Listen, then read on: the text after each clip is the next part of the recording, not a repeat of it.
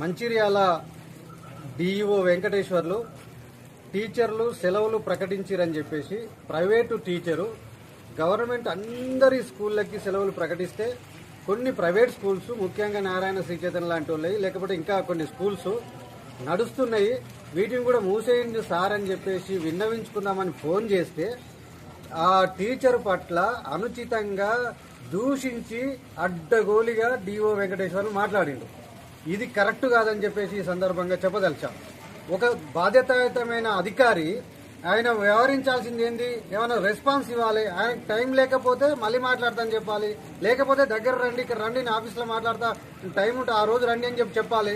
కానీ అవన్నీ మాట్లాడకుండా ఇష్టం వచ్చినట్టు తిట్టడం, సిగ్గుందా మీరెందుకు పోతురు అని చెప్పి అనడం, అట్లా ఒక బాధ్యత అధికారి అనడం కరెక్టేనా?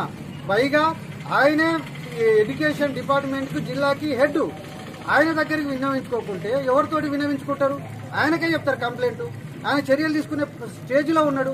ఆయన తీసుకోకుండా టీచర్ పట్ల అంటే మళ్ళీ కంప్లైంట్ ఇచ్చిన వల్ల నష్టం జరుగుతుందని, ఇబ్బందులు పడుతున్నామని చెబితే కూడా వినకుండా మేనేజ్మెంట్ల తరఫున మాట్లాడుతూ, పైగా కార్పొరేట్ వాళ్ళకు ప్రైవేట్ స్కూళ్ళకి అండగా నిలబడుతూ వాళ్ళ మోచేతి నీళ్లు తాగుతుండ అన్నట్టుగా ఈరోజు కనిపిస్తా ఉంది.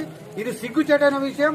వెంటనే ఇట్లా దూషించిన డిఓ వెంకటేశ్వర్లని సస్పెండ్ చేయాలి, ఆయన అధికారాన్ని తీసేయాలి, ఆయన మీద చర్యలు తీసుకోవాలని చెప్పేసి మేము టీపీటీఎల్ఎఫ్ గా డిమాండ్ చేస్తా ఉన్నాం. అట్లాగే లెక్చరర్స్, టీచర్స్ కూడా వాళ్ళకి మద్దతు ఇస్తా ఉన్నారు. అట్లా దూషించడం కరెక్ట్ కాదని చెప్పేసి అందరూ కూడా వ్యతిరేకిస్తా ఉన్నారు.